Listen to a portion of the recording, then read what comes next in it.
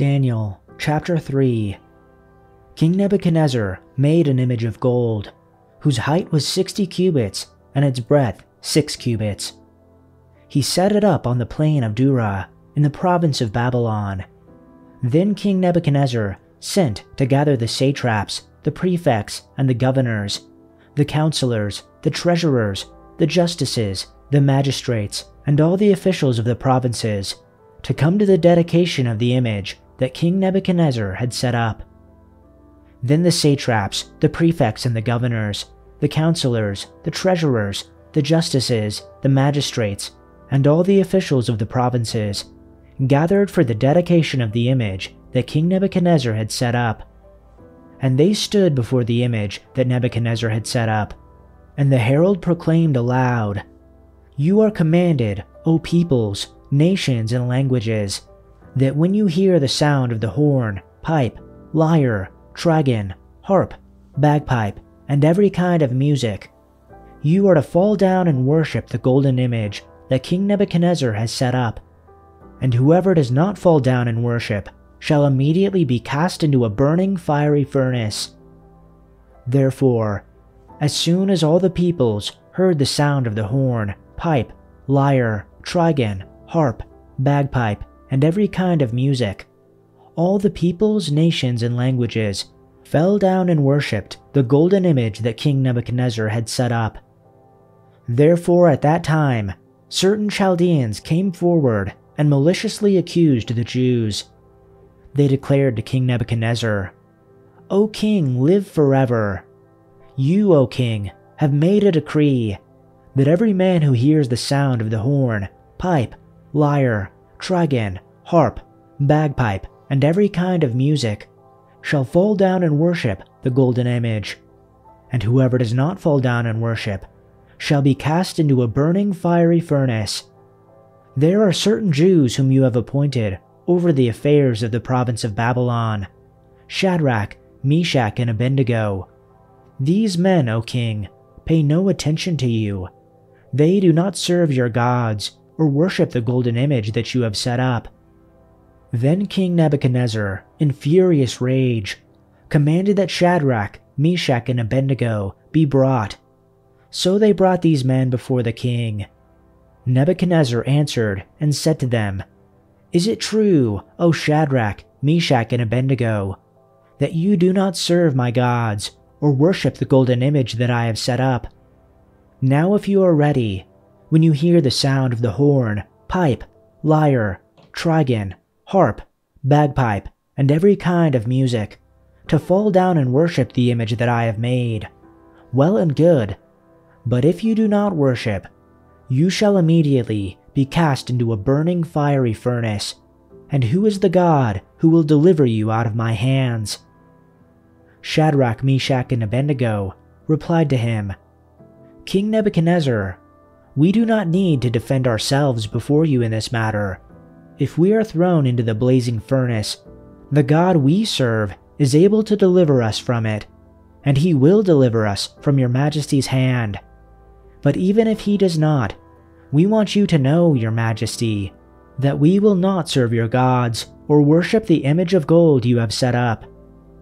Then Nebuchadnezzar was furious with Shadrach, Meshach, and Abednego, and his attitude toward them changed. He ordered the furnace heated 7 times hotter than usual, and commanded some of the strongest soldiers in his army to tie up Shadrach, Meshach, and Abednego, and throw them into the blazing furnace. So these men, wearing their robes, trousers, turbans, and other clothes, were bound and thrown into the blazing furnace.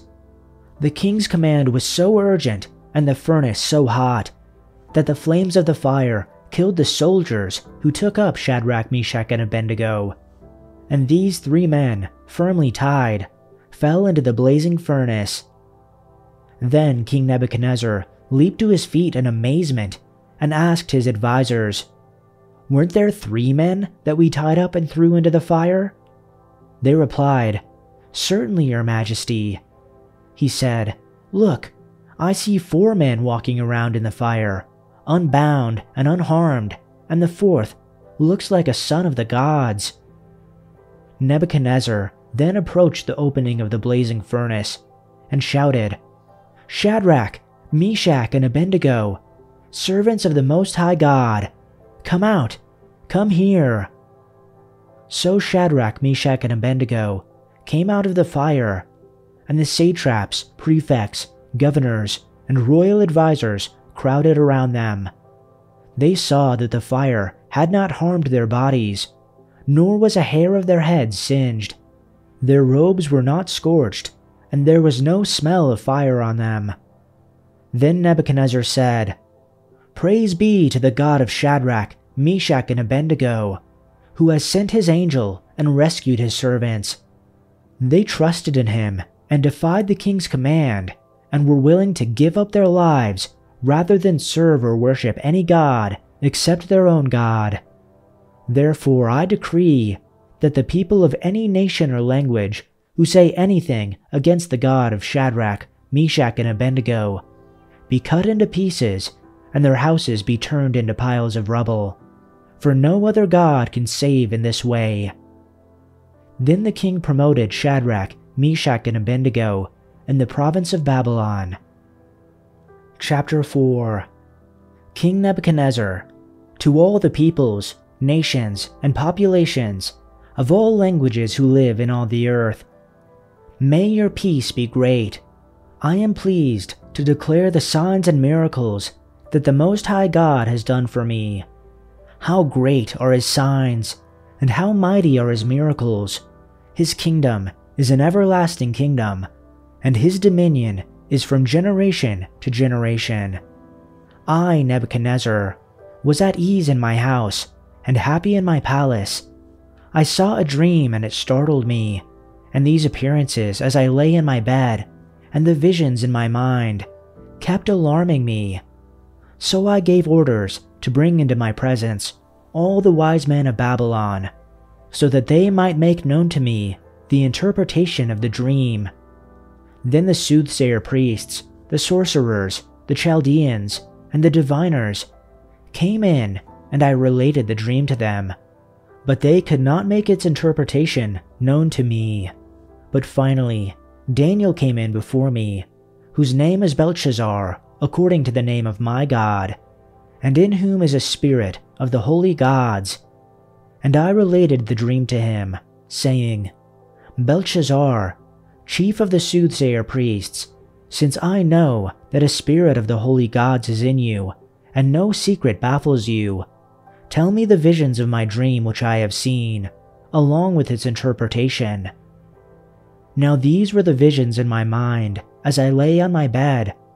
I was looking, and behold, there was a tree in the middle of the earth, and its height was great.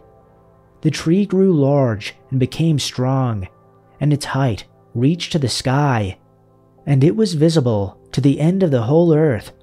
Its foliage was beautiful, and its fruit abundant, and in it was food for all.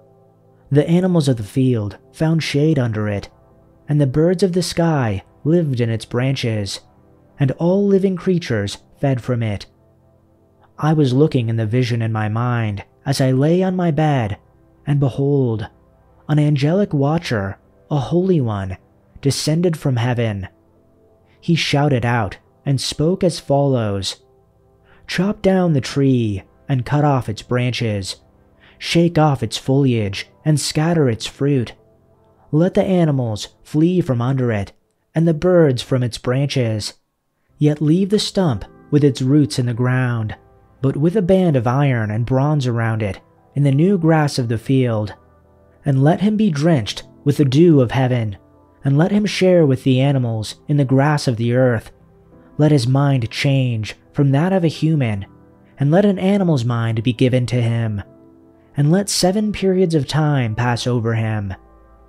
This sentence is by the decree of the angelic watchers, and the decision is a command of the holy ones, in order that the living may know that the Most High is ruler over the realm of mankind, and he grants it to whomever he wishes, and sets over it the lowliest of people.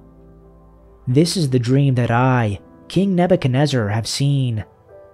Now you, Belshazzar, tell me its interpretation, since none of the wise men of my kingdom is able to make known to me the interpretation, but you are able, because a spirit of the holy gods is in you."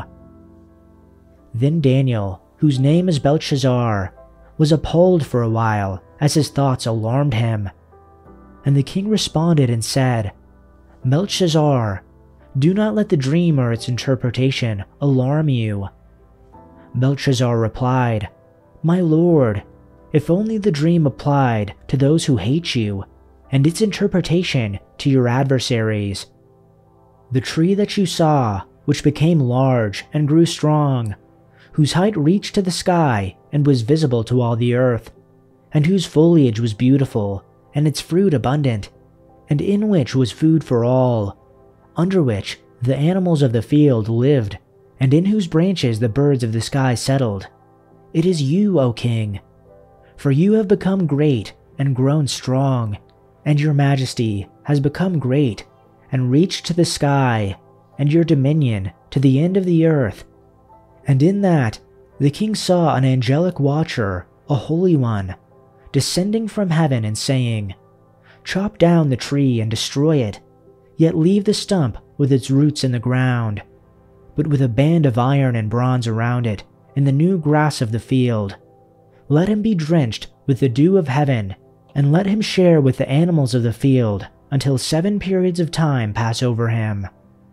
This is the interpretation, O king, and this is the decree of the Most High, which has come upon my lord the king, that you be driven away from mankind, and your dwelling place be with the animals of the field, and you be given grass to eat like cattle, and be drenched with the dew of heaven, and 7 periods of time will pass over you, until you recognize that the Most High is ruler over the realm of mankind, and bestows it on whomever he wishes, and in that it was commanded to leave the stump with the roots of the tree.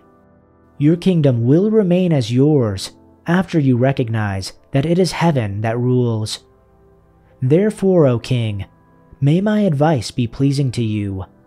Wipe away your sin by doing righteousness, and your wrongdoings by showing mercy to the poor, in case there may be a prolonging of your prosperity." But all these things did happen to King Nebuchadnezzar. 12 months later, he was taking a walk on the flat roof of the royal palace in Babylon.